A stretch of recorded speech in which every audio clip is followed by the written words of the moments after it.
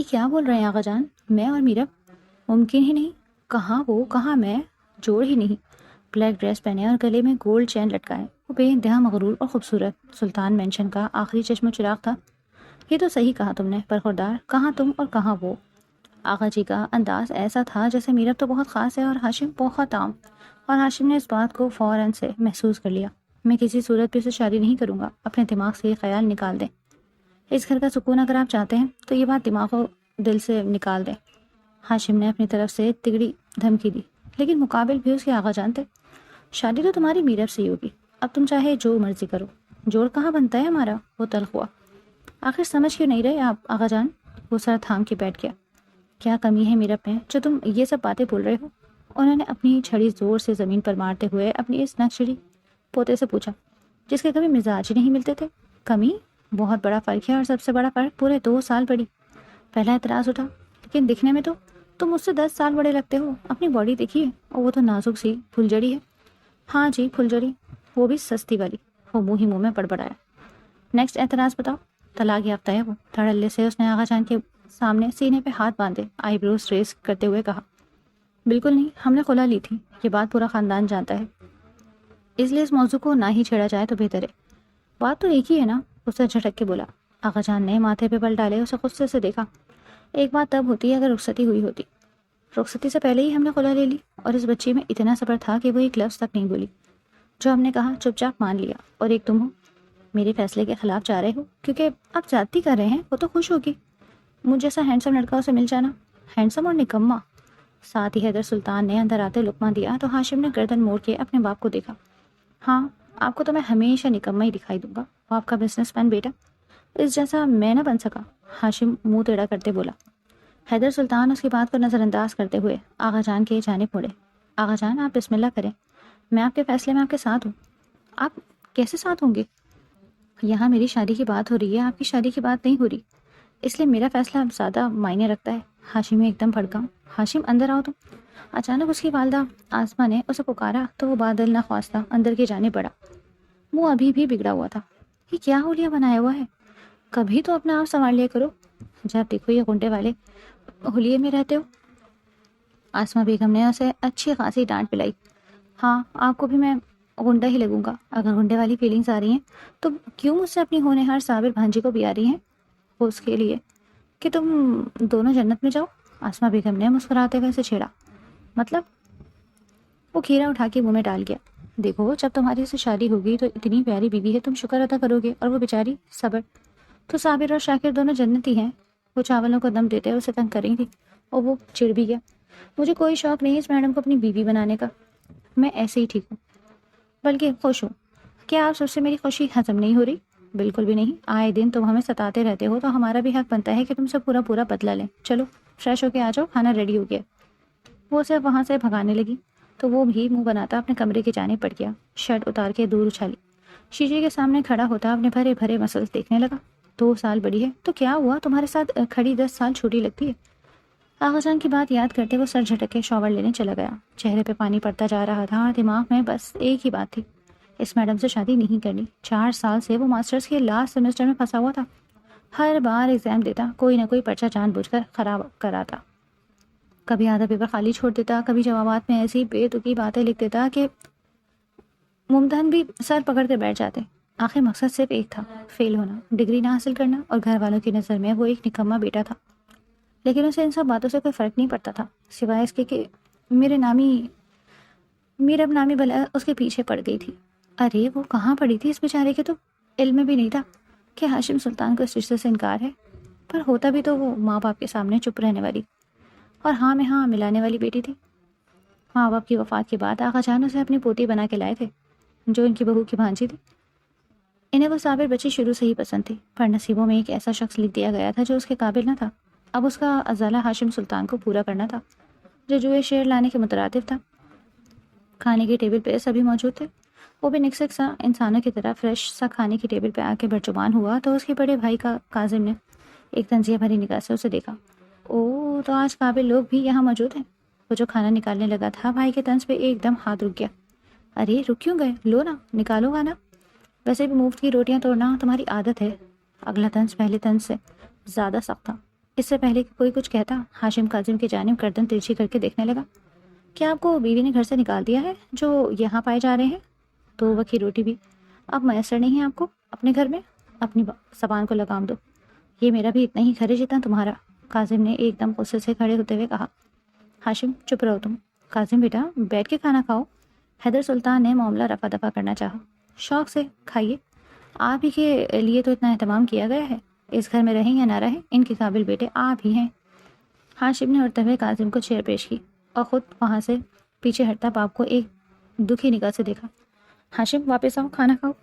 آسمہ بیگم نے دل کے ہاتھوں مجبور ہوتے اسے پکارا۔ اس کے قدم ایک پل کو تھمے، سامنے ہی ایک دم وہ نسوانی وجود جو ٹھہرا تھا، جو اس کے پہلے بندھا جا رہا تھا۔ اس نے ہاشم کی تیز نظروں پہ حیرانی سے اسے دیکھا، جو اس کے کندھے کو اپنے کندھے سے زور سے مارتا آگے بڑھتا چلا گیا۔ میرب کا جی چاہا اسے گالیوں سے نوازے۔ کندھا نہیں پوری چٹان تھا۔ میرب اپنا کندھا پکڑ کے رہ گئی۔ ایک پل کو ہر طرف خاموشی چھا گئی۔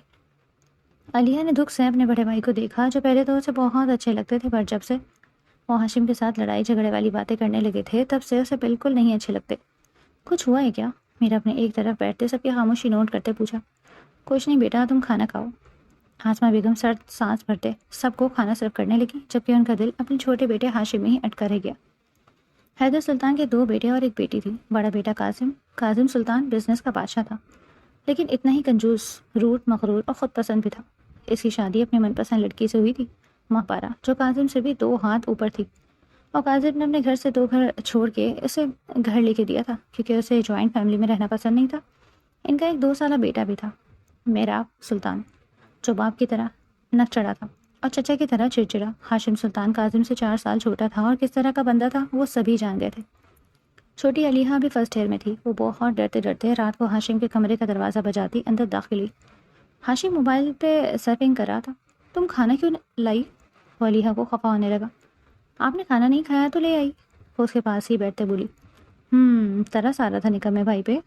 پلیز چھوٹے بھیا ایسے نہ کہا کریں، آپ میرے ہیرو ہیں، جتنے آپ ہینڈسم اور پیارے ہیں دنیا میں کسی کا بھائی ایسا نہیں ہوگا۔ علیحہ نے اس کے ماتھے پہ بوسہ دیتے مسکرا کے کہا تو ہاشم کے تنے اعصاب ڈھیلے پڑے اور دھیمی سی مسکان کے ساتھ اس نے ٹرے اپنی جانب کھسکائی۔ واہ، بڑی پیاری ٹرے سجا کے لائی ہو، وہ کھانا نکالتے تعریف بھی کر رہا تھا۔ یہ میں نے نہیں، میرا آپ ہی نے سجائی ہے، وہ سادگی سے بولی۔ میرا آپ کا نام سنتے ہاشم کا حلق تک کڑوا ہوا۔ اب محترمہ یوں مجھے زیر کرنا چاہتی ہیں؟ خیر میرا نام بھی ہاشم سلطان ہے، میں بھی نہ ہاتھ آیا میڈم کے۔ ایک کام کرو بیٹا، تم ہمارے جڑے ہاتھ دیکھ لو اور اس بار ایگزامس میں مت بیٹھو، بار بار فیل ہی ہونا ہے، نام بدنام کر کے رکھ دیا ادارے کا۔ پروفیسر ثاقب نے ہاشم کے سامنے ہاتھ جوڑے تو پوری کلاس کھلا کے ہنس دی۔ سر قصور میرا نہیں، پتہ نہیں ایگزامینر کو مجھ سے کیا دشمنی ہے، ہر سوال کا جواب ٹھیک لکھ کے آتا ہوں پھر بھی فیل کر دیتا ہے۔ شاید اسے میری شکل اچھی لگ گئی ہے، جو بار بار مجھے دیکھنے کے لیے ہر سال پھر بلا لیتا ہے۔ اس کے جواب پہ پوری کلاس میں اس بار زوردار کہہ کے گونج اٹھے، شٹ اپ، تم جیسے نکمے بچے ہوتے ہیں جو ماں باپ کا پیسہ ضائع کرنے آتے ہیں۔ بس آپ کو جو بولنا ہے مجھے بولیں، ماں باپ کا نام مت لیجیے گا۔ وہ انہیں ایک سخت دھار سے سہما گیا۔ پروفیسر ثاقب، آپ کو پروفیسر یشما بلا رہی تھی۔ اچانک ہی میرب کی آمد پہ ماحول کی فضا یکسر بدل گئی۔ پروفیسر ثاقب نے باہر جانا ہی مناسب سمجھا۔ میرب نے ایک سخت گھوری سے اسے نوازا۔ باہر آ کے میری بات سنو، وہ اسے اشارے سے باہر بلاتے خود بھی باہر نکل گئی۔ ہاشم ایک نظر سب کی جانب دیکھتا میرب کے پیچھے باہر آیا۔ تم باز نہیں آتے نا؟ کیوں ہر بار ایسے کرتے ہو؟ لیکچر دینے کے لیے بلایا ہے؟ وہ اپنی گردن کو مسلتا ہوا منہ بنا کے بولا۔ نہیں لیکچر نہیں، ایک آفر لائی ہوں۔ ہر بار اکنامکس میں فیل ہو جاتے ہو، تو اس بار تم اکنامکس مجھ سے۔ ابھی اس کی بات مکمل نہیں ہوئی تھی کہ ایک طرف بہت زیادہ شور اٹھا جس نے دونوں کی توجہ اپنی جان کھینچ لی۔ کچھ لڑکوں نے ریگنگ کرتے ایک لڑکی کو چھیڑا تھا، تو بدلے میں اس کے بھائی نے ان لڑکوں کی پٹائی کرنی شروع کر دی۔ اب وہ لڑکے بھی اسے مار رہے تھے۔ اف، نہ جانے کب سدھریں گے یہ سب۔ میرب نے سر پکڑ لیا اور فوراً آگے بڑھی۔ ہاشم اچانک اسے وہاں جاتا دیکھ لب بھیج گیا۔ ہمیشہ پرائے بھڈے میں ٹانگ اڑانا اس میڈم کی عادت تھی۔ کیا ہو گیا؟ چھوڑو اسے، پاگل ہو گئے ہو؟ طوفان بدتمیزی مچائے ہوا ہے۔ میرب نے ان لڑکوں کو پیچھے ہٹانا چاہا، پر وہ پاگل ان ہٹے کٹے مشٹنڈوں کو کہاں ہٹا پاتی کہ اس میں سے ایک لڑکیاں نے میرب کو بری طرح دھکا دیا۔ وہ پیچھے کی طرف گرنے لگی کہ ایک دم سے ہاشم نے اسے سنبھال لیا۔ میرب نے سانس روکے پلٹ کے اسے دیکھا، جس کی نظریں سامنے ان دونوں لڑکوں پہ جمی تھی۔ ہاشم کو وہاں دیکھ دونوں کی سٹی گم ہوئی۔ ہاشم کو کون نہیں جانتا تھا؟ باکسنگ کا بادشاہ تھا۔ اس کے اندر اتنی پاور اللہ نے دی تھی کہ 1 منٹ میں سامنے کھڑے کسی بھی بھاری انسان کو گرا سکتا تھا۔ سوری ہاشم بھائی، غلطی سے ہو گیا، وہ لڑکا ہاتھ جوڑ کے معافی مانگنے لگا۔ بے شمار اسٹوڈنٹس وہاں اکٹھے ہونا شروع ہو گئے، کچھ نے تو موبائل بھی نکال لیے۔ ہر دل عزیز بندہ تھا ہاشم سلطان، سوائے چند ٹیچرز کے۔ ہاشم میرب کو ایک طرف کیے غصے سے آگے بڑھنے لگا کہ میرب نے اسے روک لیا۔ ہاشم کچھ مت کرنا، وہ معافی مانگ چکا ہے، تم مارو گے اسے تو بات بڑھ جائے گی، جسٹ لیو اٹ۔ اس کی دھیمی سرگوشی پہ ہاشم کا دماغ ایک پل کو سٹک رہ گیا۔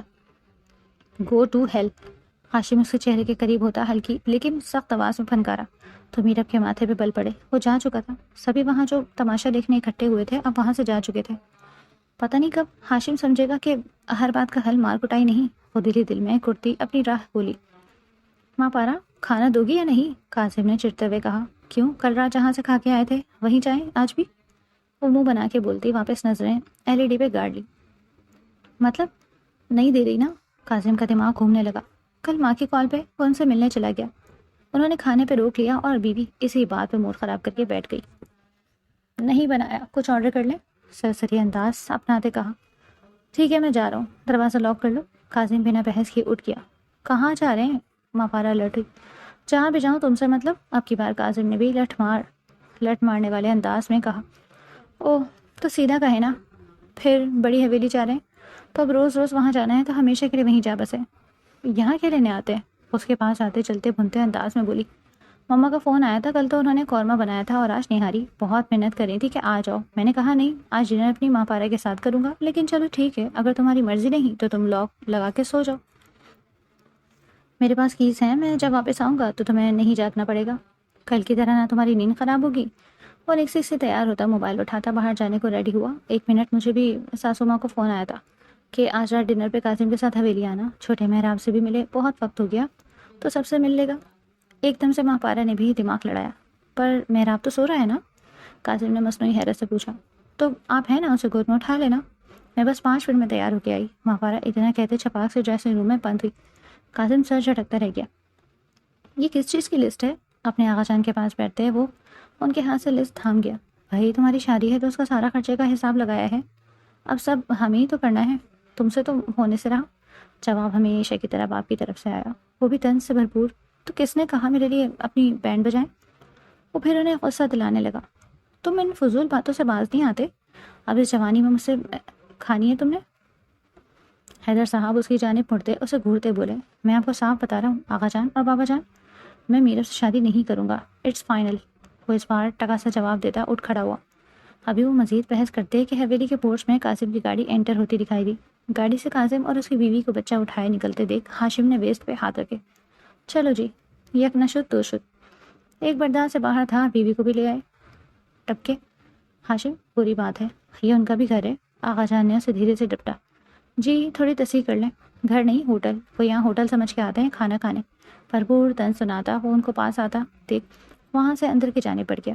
دل تو کر رہا تھا کہ چھوٹے محراب کو لے کے گود میں بھرے اور اس کے لاڈ اٹھاتے اسے رلا کے رکھ دے، پر اس وقت اسے منظر عام سے ہٹ جانا ہی مناسب لگا، ورنہ وہی طنز و تیر کی بارش ہوتی۔ قاسم اور مہاپارا نے حیدر سلطان اور آغا جان کو سلام کرتے ایک نظر جاتے ہاشم کو دیکھا۔ لگتا ہے آپ کے چھوٹے بھائی کو ہمارے یہاں آنا اچھا نہیں لگا، مہاپارا دھیرے سے بولی۔ اسے چھوڑو تم، یہ محراب کو مجھے دو اور تم مما کے پاس کچن میں جاؤ۔ میں کیوں جاؤں؟ ان کا کام ہے، باہر آ کے ملے، مہاپارا دبے دبے انداز میں بولی۔ مہاپارا وہ بڑی ہیں، قاسم نے اسے آنکھیں دکھائیں۔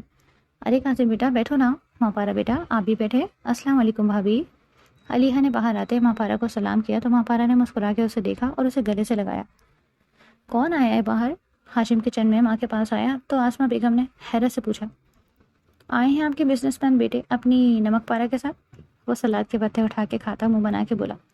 کتنی بری بات ہے ہاشم، 1000 بار کہا ہے نام مت بگاڑا کرو، بھابھی ہو تمہاری۔ آسمہ بیگم اسے جھڑکتے خود ملازموں کو ہدایت کرتی باہر نکلنے لگی۔ 1 منٹ، آپ کہاں جا رہی ہیں؟ ہاشم نے ان کی کلائی تھامے روک دیا۔ ارے بھائی بہو آئیے تو ملنے جا رہی ہوں، وہ سادہ لوگ انداز میں بولی۔ تبھی میرا بھی وہاں آ گئی۔ دن کو وہ یونی میں پڑھاتی جبکہ شام کو وہ آن لائن کلاسز بھی لیا کرتی تھی۔ اس نے خود کو مصروف کر رکھا تھا، اس کے ارد گرد کیا ہو رہا تھا وہ کم ہی جانتی۔ آپ کیوں جانے لگی؟ وہ آپ سے چھوٹی ہے، ان کا حق بنتا ہے کہ آپ سے آ کے ملیں، ہاشم نے نہایت سنجیدگی سے کہا تو میرب نے اس کی بات کا مطلب سمجھتے ماتھا مسلتے اسے دیکھا۔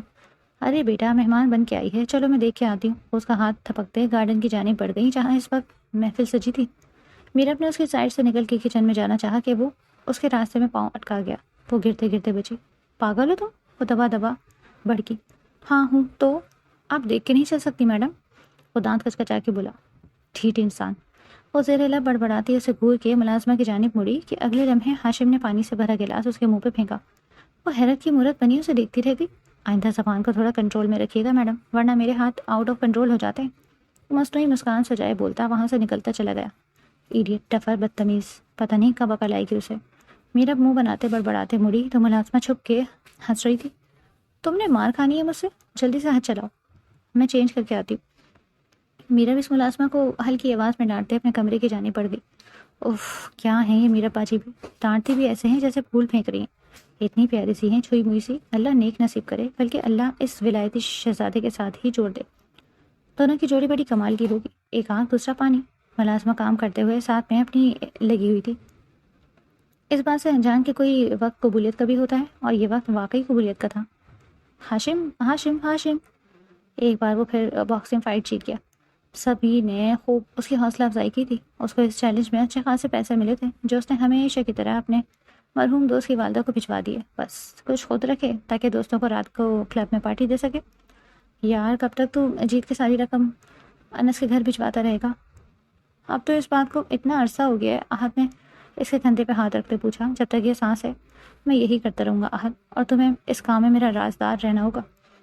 اس پر کوئی دیکھ لیتا ہاشم سلطان کو، کوئی یقین نہ کرتا یہ وہی لاپرواہ سا ہاشم ہے۔ فکر نہ کر، تیری اس نیکی کا میں ہمیشہ حصہ بننا چاہوں گا۔ ارے ہاشم، کتنا گھنا میسنا نکلا بھائی تو۔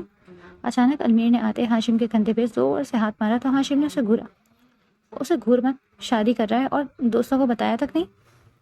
واٹ؟ شادی اور میں؟ کوئی خواب دیکھ کے آیا کیا؟ ہاشم نے ناک سے مکھی اڑاتے اسے لتاڑا۔ یار سچ کہہ رہا ہوں، میں ابھی تیرے گھر کے پاس سے گزر کے آیا ہوں، وہاں لائٹنگ ہو رہی ہے، تیرے بڑے بھائی، کیا نام ہے ان کا، ہاں قاسم بھائی، وہ وہیں تھے، وہیں سب کچھ کروا رہے تھے۔ کیا زبردست لائٹنگ کی ہے یار، دیکھنے والی ہے۔ وہی بتا رہے تھے کہ ہاشم کی آج مہندی ہے۔ سالے کمینے، دوستوں کو بنک تک نہیں لگنے دی اور ابھی بھی انکار کر رہا ہے۔ المیر نے لمبا چوڑا لیکچر دیا۔ سبھی دوست اس کو تنگ کرنے لگے، جبکہ ہاشم کا چہرہ انتہائی سنجیدہ ہو گیا تھا۔ وہ غصے سے وہاں سے نکلتا اپنی بائک لیے تیز رفتاری سے روڈ پہ ڈال چکا تھا۔ گھر پہنچا تو آنکھیں ہی چندی آ گئی۔ واقعی پوری حویلی کو دلہنوں کی طرح سجا دیا گیا۔ مطلب آقا جان واقعی میری شادی میرب سے؟ وہ خود سے سوال کرتا دانت پہ دانت جمائے اندر کی جانب پڑا، جہاں اس کی پھپھو بھی گجرانوالہ سے پہنچی ہوئی تھی۔ ارے مبارک ہو بیٹا، بہت بہت، آخر تم بھی دلہا بننے جا رہے ہو۔ وہ اسے ماتھے پہ بوسہ دیتے مزید سلگا گئی۔ وہ بنا کسی سے بات کیے آقا جان کے کمرے کی جانب بڑھا۔ یہ سب کیا ہے آقا جان؟ آپ ایسے کیسے کر سکتے ہیں؟ یہ زیادتی ہے۔ وہ احتجاج کرنے لگا۔ آقا جان نے ایک نگاہ اسے دیکھا اور اپنا چشمہ اتار کے ایک طرف رکھا۔ اس میں کچھ زیادتی نہیں، مجھے تم دونوں ایک ساتھ اچھے لگتے ہو، اس لیے یہی میری دیرینہ خواہش ہے جو میں مرنے سے پہلے پوری کرنا چاہتا ہوں۔ آقا جان آپ ایموشنل بلیک میل کر رہے ہیں، وہ تڑپ کے بولا۔ جو بھی سمجھ لو، اب جو ہو رہا ہے اسے ہونے دو برخوردار، سارے مہمان اکٹھے ہوئے ہیں، کیا آپ تماشا بناؤ گے؟ آقا جان کی بات پہ ایک پل کو وہ چپ سا ہو گیا۔ دیکھیں آقا جان، نہ ہی میں میرا کو پسند کرتا ہوں اور نہ وہ مجھے، آپ کیوں ہم دونوں کے ساتھ زبردستی کر رہے ہیں؟ زبردستی کے رشتے پائیدار نہیں ہوتے۔ انہیں اب اپنی طرح سمجھانے کی کوشش کرنے لگا۔ کس نے کہا کہ میرب کو تم پسند نہیں؟ اگر ایسا ہوتا تو وہ ضرور کہتی اور اس رشتے سے انکار کرتی، لیکن اس نے ایسا کچھ نہیں کہا، مطلب وہ راضی ہے۔ آقا جان کی بات پہ ہاشم کو 440 وولٹ کا کرنٹ لگا۔ اس میڈم کی تو، وہ انہی قدموں سے باہر نکلتا چلا گیا۔ ارے ہاشم تم آ گئے؟ مہاپارا بھابھی نے مسکراتے ہوئے روک لیا۔ نہیں، میرا بھوت کڑا ہے آپ کے سامنے، وہ تب جواب دیتا، اوپر سیڑھیاں چڑھ گیا۔ ہر وقت اپنے بڑے بھائی کی طرح کڑوے بادام چبائے رکھتا ہے، بلکہ پوری فیملی ہی ایسی ہے۔ ہاں، مہاپارا اپنے کرل کیے بالوں کو جھٹکے تھے آگے بڑھ گئی۔ وہ دھار سے دروازہ کھولتا میرب کے کمرے میں داخل ہوا۔ میرب ابھی شاور لے کے نکلی تھی۔ یوں ہاشم کو اندر آتے دیکھ بری طرح پسل ہوئی۔ کیا انسان ہو تم، شرم نہیں؟ کسی کے روم میں جانے سے پہلے اجازت لیتے؟ اجازت گئی بھاڑ میں، آپ اٹھیں اور چلیں فوراً میرے ساتھ آقا جان کے کمرے میں، اور چل کے بولے انہیں کہ آپ کو مجھ سے شادی نہیں کرنی۔ وہ دوپٹہ لے کے پلٹی کہ ہاشم نے اس کی کلائی تھامے دروازے کی جانب رخ کیا۔ ایک منٹ، کیا کر رہے ہو، کہاں لے کے جا رہے ہو؟ وہ اپنی کلائی چھوڑاتے ماتھے پہ بل ڈالے بولی۔ زیادہ ڈرامے بازیاں نہ کریں اور چلے میرے ساتھ۔ وہ اس کی جانب پڑا کہ میرب نے اسے دیکھا۔ وہیں رک جاؤ ہاشم، ورنہ مجھ سے برا کوئی نہیں ہوگا۔ آپ سے برا کوئی ہو بھی نہیں سکتا میڈم۔ وہ سینے پہ ہاتھ باندھے اسے بولتا زج کر گیا۔ نکلو ابھی کے روم سے۔ وہ اسے چٹکی بجا کے اپنے کمرے سے نکلنے کا بولتی اسے آگ لگا گئی۔ اب آپ مجھے مجبور کر رہی ہیں کہ میں اپنے اصل روپ میں آؤں۔ وہ آگے بڑھتا ایک دم اس کی کلائی مروڑ کے کمرے کے پیچھے لگا گیا۔ جنگلی، چھوڑو مجھے۔ وہ تڑپ ہی تو گئی۔ میڈم میرب ہاشمی، بہتر ہوگا اس نکاح سے انکار کر دو، ورنہ آئی سویئر یہ تو کچھ بھی نہیں، ویڈنگ نائٹ ہی آپ کی ٹائٹ کر دوں گا، ساری زندگی روتی رہیں گی۔ اس کے چہرے پہ فنکار تھا، جھٹکے سے اسے چھوڑتا پیچھے ہٹا۔ میرب اپنی سرخ ہوئی کلائی کو دباتی نم آنکھوں سے اپنے سے 2 سال چھوٹے اس باڈی بلڈر کو دیکھ رہی تھی جو اس کی آنکھوں میں آنکھیں ڈال کے سختی سے وارن کر کے جا رہا تھا۔ میرب وہیں ایک طرف ڈہ گئی، اپنے ہاتھوں پہ سر گرا لیا، شدت قلب سے آنکھیں گہری سرخ ہونے لگی۔ اپنا آپ اس قدر ارزاں لگا کہ اس کا جی چاہا خود کو شوٹ کر دے۔ ماں باپ کے مرنے کے بعد سب بدل جاتا ہے، کوئی بھی اپنا نہیں رہتا۔ تایا جان اسے کتنی محبت کرتے تھے۔ کاشان ہاشمی اس کے تایا کا بیٹا اس پہ جان چھڑکتا تھا، اور تائی جان بھی کبھی کبھار پیار کر ہی لیتی تھی، لیکن بس والدین کے اس دنیا سے جانے کی دیر تھی۔ وہ 10 سالہ پری اس گھر سے نکال دی گئی کہ وہ سب کچھ اس کے تایا کا ہے، اس کے باپ کا اس میں کوئی حصہ نہیں۔ اس لیے اس بچی کو انہوں نے لاوارث کر دیا۔ تب اس کی آسما خالہ جو اس کی والدہ کی بڑی بہن تھیں اسے یہاں اپنے ساتھ لے آئیں، لیگلی کسٹڈی بھی لے لی۔ آغا جان اور حیدر سلطان نے دل و جان سے اسے قبول کیا، اس کو بالکل بیٹیوں کی طرح چاہت دی، یہاں تک کہ 4 سال کی علیحہ بھی اسے اپنی بڑی بہنوں کی طرح مان دیتی۔ کاظم گھر کا سب سے بڑا بیٹا تھا اور میرب سے 8 سال بڑا۔ کاظم نے بھی ہمیشہ اسے چھوٹی بہنوں کی طرح ہی ٹریٹ کیا۔ انہیں کچھ سمجھا تو ہاشم نے اسے کچھ نہ سمجھا۔ وہ 8 سال کا تھا اور میرب کے آنے سے اسے اپنی حیثیت میں کمی ہوتی محسوس ہوئی، جبکہ ایسا کچھ نہیں تھا۔ پر ہاشم سلطان کو سمجھانا جو ہے شیر لانے کے مترادف تھا۔ 2 سال پہلے ہی اس کی بات آغا جان نے اپنے دوست کے پوتے سے کر دی۔ بعد ازاں نکاح بھی ہوا۔ میرب نے آغا جان کو ایک لمحے کو بھی انکار نہ کیا، جو وہ کہتے گئے یہ مانتی گئی، بنا ایک لفظ کہے۔ پر نصیب تو اوپر والا سب کے لکھتا ہے۔ اس شخص نے باہر ملک جا کے کسی اور لڑکی سے شادی کر لی تو آغا جان نے میرب کی خلا لے لی، بنا میرب کی رائے لیے۔ بس وہ آغا جان کے ہر فیصلے کو پتھر پہ لکیر سمجھتی تھی۔ وہ گھر کے بڑے تھے، سربراہ تھے، کوئی گہرا تعلق نہ ہونے کے باوجود انہوں نے میرب کو ہمیشہ چاہت اور مان دیا۔ پھر وہ کیسے ان کے احسانوں کو بھول جاتی؟ وہ تو اپنا آپ سب کچھ ان پر نچھاور کرنے کو تیار تھی۔ یہی بات تھی جب انہوں نے ہاشم کے بارے میں پوچھا تو اس کا دل کیا صاف انکار کر دے، پر وہی احسانوں کا بدلہ۔ میرب سسک کے روتی، اسے سمجھ نہیں آ رہا تھا کہ وہ کیا کرے۔ کچھ ہی دیر میں مہندی کی رسم شروع ہونے والی تھی۔ اس نے دل بڑا کرتے آغا جان سے بات کرنے کا فیصلہ کیا۔ وہ کسی بھی زبردستی مسلط نہیں ہونا چاہتی تھی۔ اپنے آنسو پوچھتے باہر نکلی تو آسما بیگم نے اسے روک لیا اور اسے مہندی کا ڈریس تھما دیا۔ وہ فوراً چینج کر کے آئے۔ سب مہمان اکٹھے ہونے لگے۔ خالہ پلیز 1 منٹ میری بات سنیں۔ انہیں کافی کوششوں کے بعد بھی روک نہ سکی، وہ عجلت میں تھی۔ مہمانوں کا رش شروع ہو چکا تھا، ایسے میں میرب کو بات کرنا انتہائی مشکل لگا۔ مجبوراً وہ تیار ہوتی باہر آئی تو انتہا کا شور اٹھا، آتش بازی کا مظاہرہ ہو رہا تھا۔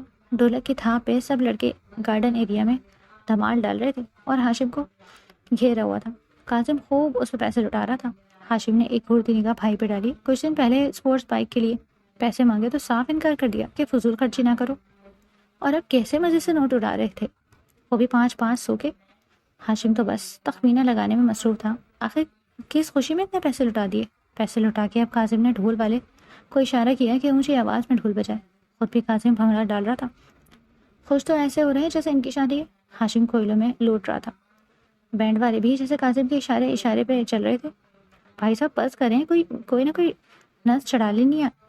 پھر آپ کی آلو بخارا نے ہم پہ الزام لگا دینا ہے کہ تھوڑے پیسے اور لگا کے خسرے منگوا لیتے۔ میری شوہر کو نچوا کے ادمو کر دیا۔ ہاشم کے طنز نے کاظم کو سر سے پیر تک سلگا کے رکھ دیا، پر اگلے ہی لمحے وہ پھر مسکرایا۔ نہ میرے بچے نہ، اب تیری ٹیشن کے دن گئے، اب تیری لگامیں کھینچنے والی آ گئی تیری لائف میں۔ اب وہ کہے گی دن ہے تو ہاشم سلطان کہے گا دن ہے، وہ کہے گی رات ہے تو ببلو ہمارا کہے گا رات ہے۔ کاظم نے بھی جواباً اس کی اچھی خاصی شترول کی۔ ہاشم گہرا سانس بھرتا سے جھٹکتا رہ گیا۔ سامنے ہی اندرون حصے میں مہندی کی رسم ادا ہو رہی تھی۔ پردے کا انتظام تھا، اس لیے باہر سے کچھ خاص دکھائی نہیں دے رہا تھا۔ میڈم میرب ہاشمی، آپ کو یہ شادی بہت مہنگی پڑنے والی ہے، جسٹ ویٹ اینڈ واچ۔ وہ دل ہی دل میں سے مخاطب ہوا۔ صبح کا سورج چڑھا تو حویلی کی در دیوار چمک اٹھے، ہر طرف روشنی اور خوشیاں رقص کرتی دکھائی دے رہی تھی۔ میرا فجر پڑھ کے کب سے آقا جان کے پاس جانے کی ہمت بندھا رہی تھی۔ اپنے ہاتھوں سے لگی ہاشم کے نام کی مہندی دیکھ اس کا دل کتنے زوروں سے دھڑک رہا تھا، یہ وہی جانتی تھی۔ یا اللہ، بہت ہمت کرتے وہ باہر نکلی، سب طرف نگاہ دوڑائی، کوئی بھی باہر دکھائی نہ دیا۔ رات دیر گئے تک سب جاگتے رہے تو اب سب سو رہے تھے۔ کچھ نماز پڑھ کے سو گئے تھے واپس۔ آقا جان کے کمرے کا دروازہ کھول کے اندر جانا چاہا تو ایک پل کو وہ تھم سی گئی۔ ہاشم، وہ میری ذمہ داری ہے، آج سے 14 سال پہلے وہ اس حویلی میں آئی تھی، میرے لیے وہ میری بیٹیوں کی طرح اس دل میں بس گئی۔ اس نے ماں باپ کو کھویا، پھر اس نے میری خاطر ایک انجان رشتے کو اپنایا۔ وہ بھی اسے دغا کر گیا. آج میں نے بہت مان سے اس کے لیے تمہیں چنا. آج اگر تم بھی اسے ٹھکرا دو گے تو وہ بچی شاید ہی پھر زندہ رہ سکے. آغا جان کی آنکھوں میں ڈھیروں آنسو تھے. میرا بھی باہر کھڑی ان کی باتوں پہ رو دی.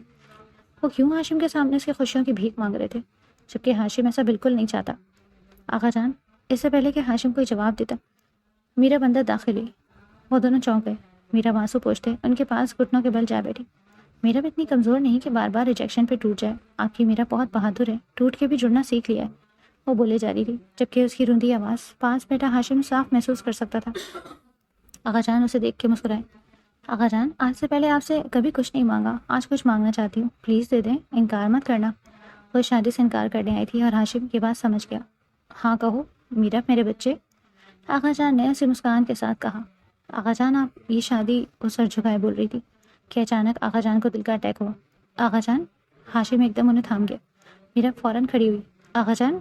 میرا کا پورا جسم کانپنے لگا, ان کی آنکھیں بند ہو رہی تھی. ہاشم نے بنا ایک پل کی دیری کیے ان کا ناتواں وجود اپنی باہوں میں بھرتے باہر کا رخ کیا. میرا بھی پیچھے ہی لپکی. پل میں پوری حویلی میں یہ خبر پھیل گئی, آغا جان کو ہارٹ اٹیک ہوا. خواتین ساری گھر پہ ہی رکی, مرد سب آنن فانن ہاسپٹل پہنچے. آغا جان آئی سی یو میں تھے. اچانک خوشی کی جگہ اداسی نے لے لی.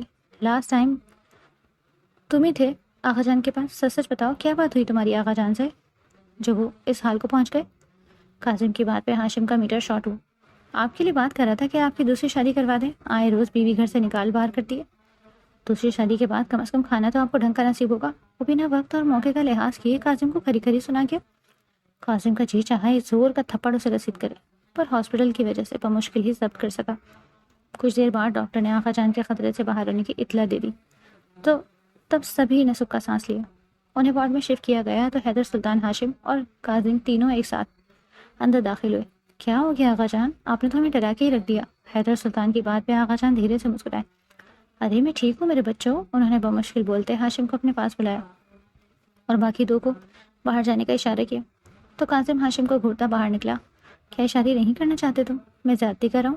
نہیں آغا جان, ایسا کچھ نہیں ہے, یہ شادی ہوگی اور بہت دھوم دھام سے ہوگی. ہاشم کچھ پل جو اس نے کاٹے وہ ڈر گیا تھا. آغا جان کو کھونے کا تصور بھی نہیں کر سکتا تھا وہ. پھر مجھے ایک وعدہ دو. وہ اسے وعدہ لے رہے تھے اور وہ دل و جان سے ان سے وعدہ کر رہا تھا. میرب ہاشمی بنت ارسلان ہاشمی, آپ کا نکاح ہاشم سلطان پل حیدر سلطان سے 2 لاکھ سے کراج الوقت طے پایا ہے. کیا آپ کو یہ نکاح قبول ہے؟ وہ مشکل ترین گھڑی آ گئی تھی جس کے لیے میرب نے 100 دعائیں کی تھی کہ نہ آئے, پر یہ سب اس کا نصیب تھا. قبول ہے, اور نصیب کا لکھا وہ قبول کر چکی تھی. مولوی صاحب حیدر سلطان کے ساتھ اسے قبول ایجاب کروا کے اب باہر پنڈال کی جانے پڑ گئے جہاں ہاشم دلہا بنا پوری محفل پہ چھایا ہوا تھا. اس پہ مردانہ روپ اس قدر آیا تھا کہ آغا جان اس کی کئی بار نظر اتار چکے تھے. حیدر سلطان بھی بیٹے کو جی بھر کے نہیں دیکھ رہے تھے. البتہ کاظم کے چہرے پہ ہاشم کے لیے مسکان تھی اور دل میں دعا. ہاشم سلطان ولد حیدر سلطان, آپ کا نکاح میرب ہاشمی بنت ارسلان ہاشمی سے 2 لاکھ سے کراج الوقت طے پایا ہے. آپ کو قبول ہے؟ ایک پل کو وہاں خاموشی چھا گئی. قبول ہے. اس خاموشی میں ہاشم کی آواز گونجی تو سب کے چہرے کھل اٹھے. نکاح مکمل ہوتے ہی دعا کی جا رہی تھی. مبارک ہو, بہت بہت, نکاح مکمل ہوا. سبھی ہاشم کو گلے لگاتے مبارکباد دے رہے تھے. ہاشم کے چہرے پہ انتہائی سنجیدگی تھی. آغا جان سے ملتے ان کے ہاتھ چوم لیے. وہ ابھی مکمل صحتیاب نہیں ہوئے تھے لیکن اس نکاح میں انہیں شامل ہونا ہی تھا. آخر ان کے جگر گوشوں کا نکاح تھا. کچھ دیر بعد اندر خواتین کی محفل میں بنے اسٹیج کی طرف ہاشم کو لے جایا گیا. وہ اسٹیج پہ پہنچا تو میرب کو بھی اسی وقت باہر لایا گیا. اسٹیج کے پاس پہنچ کے لڑکیوں نے اس کا ہاتھ چھوڑ دیا. وہ گھونگھٹ میں ہونے کی وجہ سے اب بنا دیکھے کیسے اسٹیج کے اوپر جاتی. بھابھی ہاتھ آگے بڑھائیں, ہاشم بھیا آپ کا ویٹ کر رہے ہیں. علیہ چہکی تو میرب نے جالی دار گھونگھٹ سے ذرا سا سر اٹھاتے اس حسن کے شہزادے کو دیکھا جو بہت ہی سنجیدہ سا اس کی جانب ہتھیلی پھیلائے کھڑا تھا. میرب نے اپنے ٹھنڈے پڑتے ہاتھ اس کی جانب بڑھایا تو ہاشم نے فوراً تھام لیا. اس کے بڑے سے ہاتھ میں میرب کا نازک ہاتھ چھپ سا گیا. ایک ہی جھٹکے سے وہ اسے اسٹیج کے اوپر کر چکا تھا. ہر طرف ہوٹنگ ہونے لگی. میرب گرنے کے ڈر کی وجہ سے اس کا ہاتھ ابھی تک مضبوطی سے تھامے ہوئے تھی جبکہ ہاشم نے ایک گہری نگاہ سے اس لڑکی کو دیکھا جس کا چہرہ ابھی تک چھپا ہوا تھا. فوٹو سیشن کے بعد اسے سب کی دعاؤں میں ہاشم کے کمرے میں پہنچا دیا گیا. اس کی ضرورت کا ہر طرح کا سامان ہاشم کے کمرے میں رکھوا دیا گیا, یہاں تک کہ ہاشم کی کبٹ کے ایک حصے میں اس کے سارے ڈریسز بھی رکھوائے. آسمہ بیگم نے اسے اچھے سے کھانا کھلایا, نوری سے کہہ کے دودھ اور فروٹ سپائے اور چند ضروری ہدایات دیتی وہ جا چکی تھی. اس پل میرب کا سانس اٹکا. اس لمحے سے ہی تو وہ ڈر رہی تھی.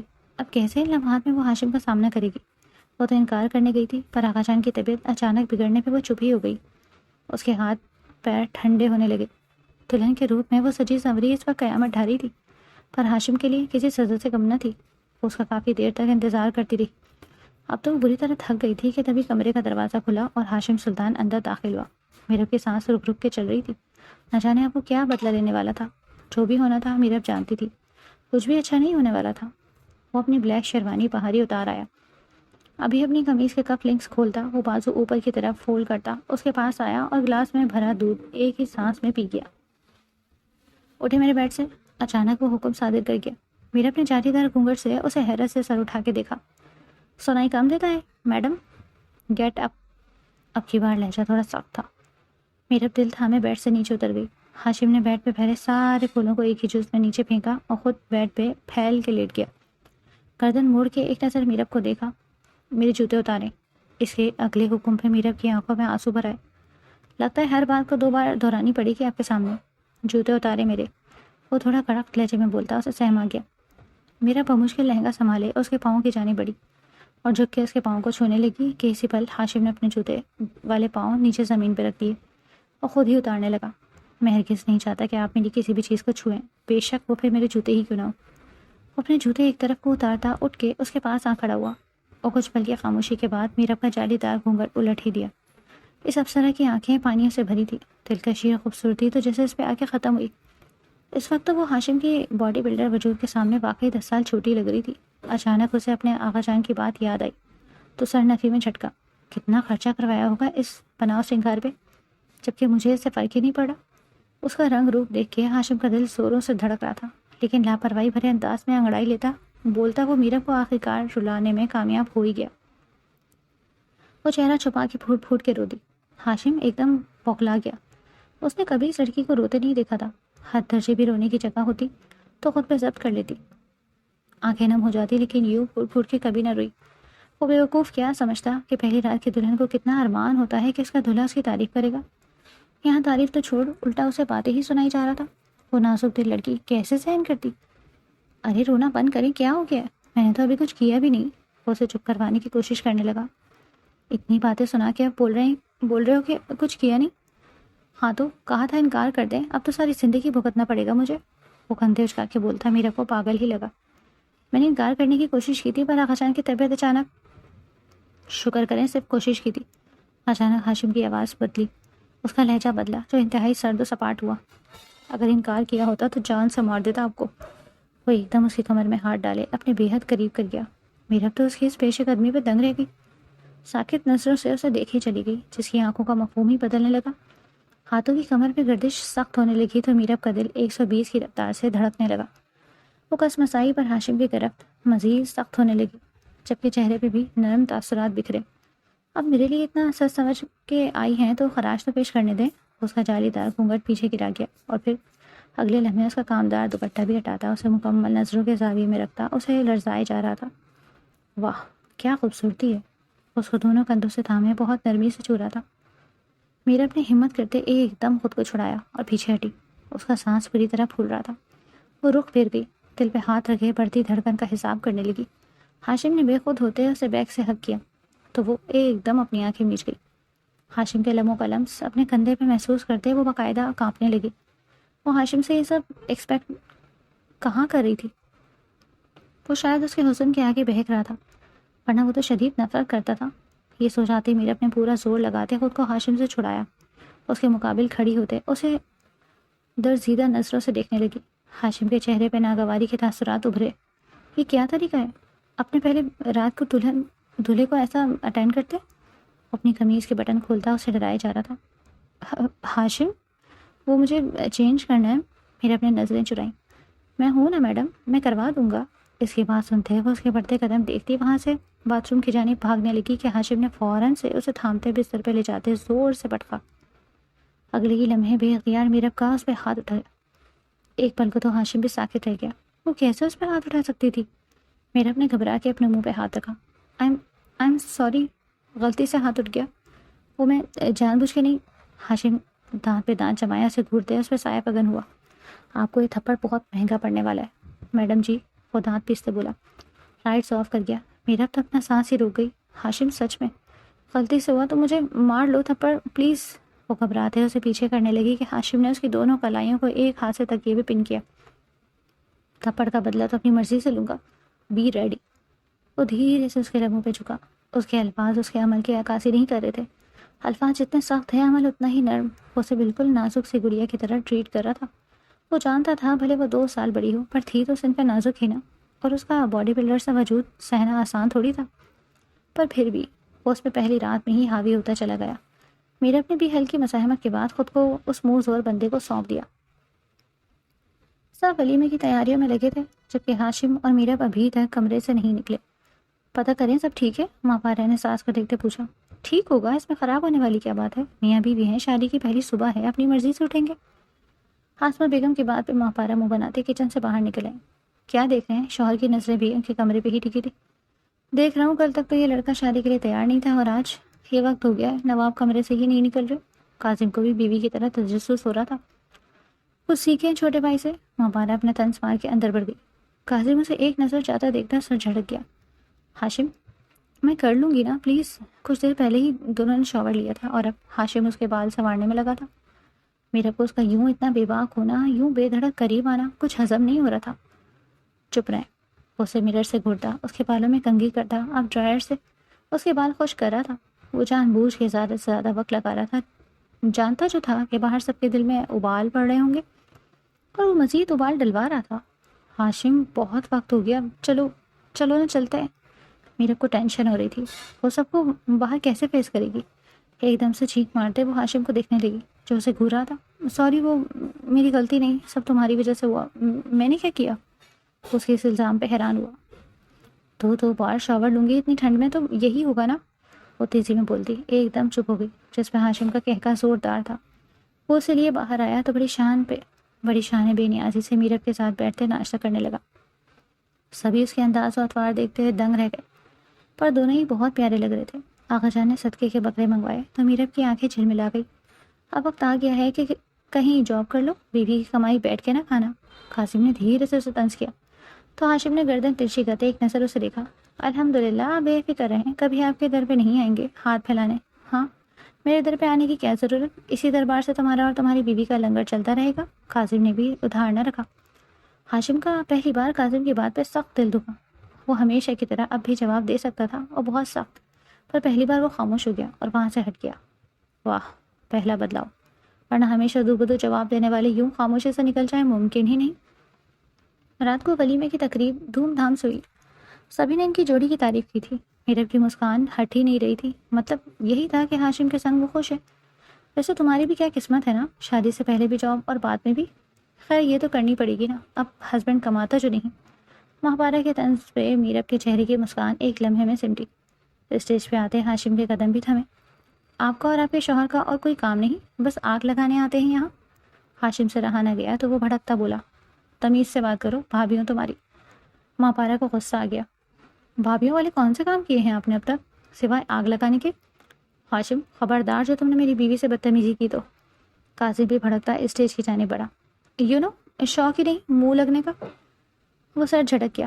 پر ان سے کہہ دیں میری بیوی سے دور رہیں۔ ارے کیا بیوی کی رٹ لگا رکھی ہے، کل تک تو شادی سے انکاری تھے اور آج بیوی بن گئی۔ قاسم کا طنز سے بھرا تیر ہاشم کے دل میں پیوست ہوا۔ ہاں ہے میری بیوی، بنا لیا ہے، سب کچھ ہے میری، آپ کو کیوں آگ لگ رہی ہے؟ چھوٹے بھائی کو بڑے بھائی کی بیوی سے زیادہ اچھی بیوی مل گئی، برداشت نہیں ہو رہا؟ چٹاخ۔ اچانک قاسم کا ہاتھ اٹھا۔ محفل میں یہ سب دیکھتے لوگ دنگ رہ گئے۔ خبردار جو میرے ساتھ کوئی بھی بکواس کی۔ قاسم نے انگلی اٹھاتے اسے وارن کیا۔ ہاشم نے سختی سے اپنی مٹھیاں بھیجی۔ آیا بڑا بے روزگار، مجھے بتانے کہ اچھی کیا ہے اور بری کیا ہے۔ قاسم کی زبان کے تیر سبھی سن رہے تھے۔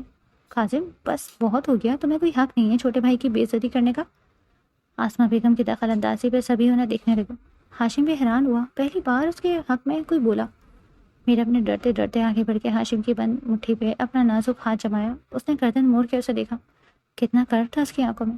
میرا اپنے اس کی مٹھی کو کھولتے اپنا ہاتھ اس کے ہاتھ میں الجھایا، اپنے ساتھ ہونے کا ایک یقین دلایا۔ اگر تم نے ہاشم سے معافی نہ مانگی تو تمہاری اس گھر میں کوئی جگہ نہیں۔ آسمہ بیگم سخت گیر الفاظ میں بولی تو قاسم نے شوق سے انداز میں ماں کو دیکھا اور پھر باپ کو۔ وہ بھی چپ ہی رہے، مطلب وہ بھی بیوی کے ہم خیال تھے۔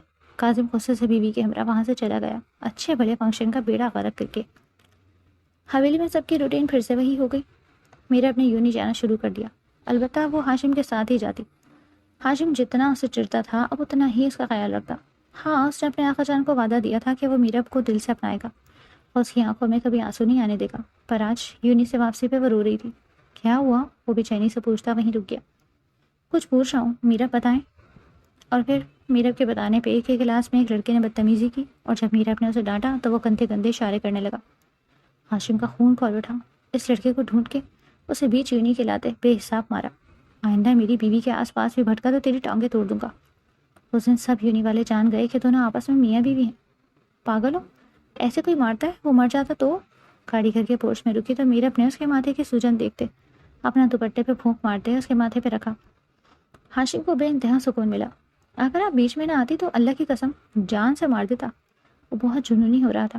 اس کا جنون دیکھتے میرب کو اسے ڈر لگنے لگا۔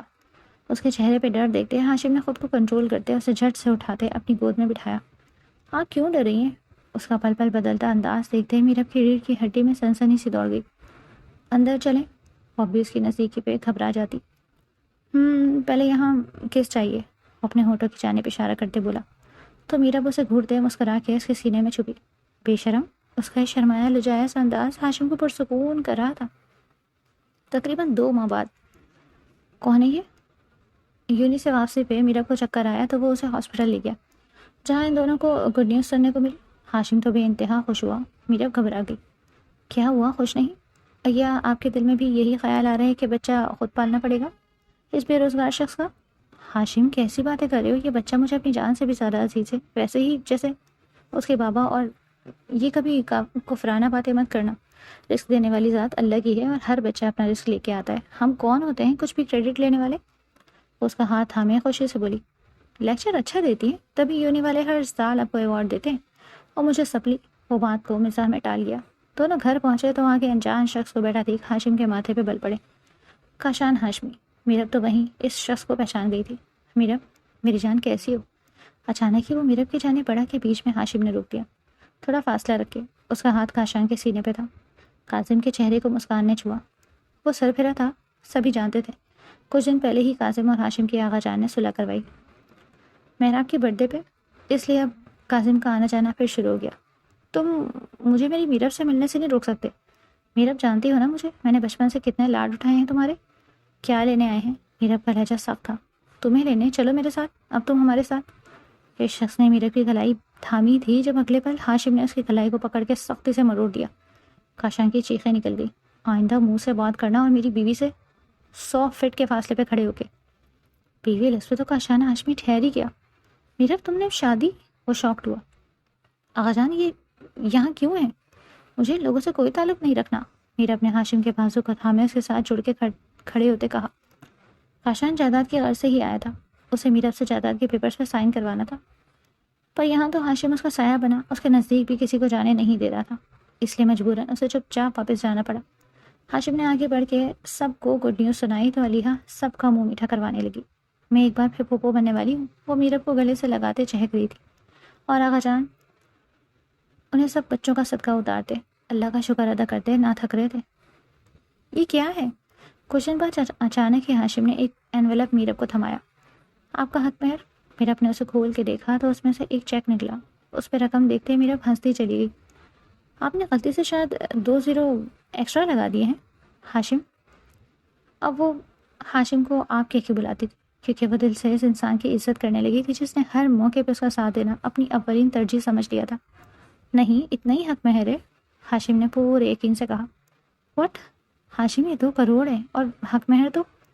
ہاں جانتا ہوں، نکاح کے وقت میں نے بڑھایا تھا اور تب بتایا نہیں کہ دے نہیں سکتا، آج اس لیے بتا رہا ہوں کہ دے رہا ہوں۔ وہ مطمئن اور سرسری انداز میں بولا۔ اتنی بڑی رقم کہاں سے آئی؟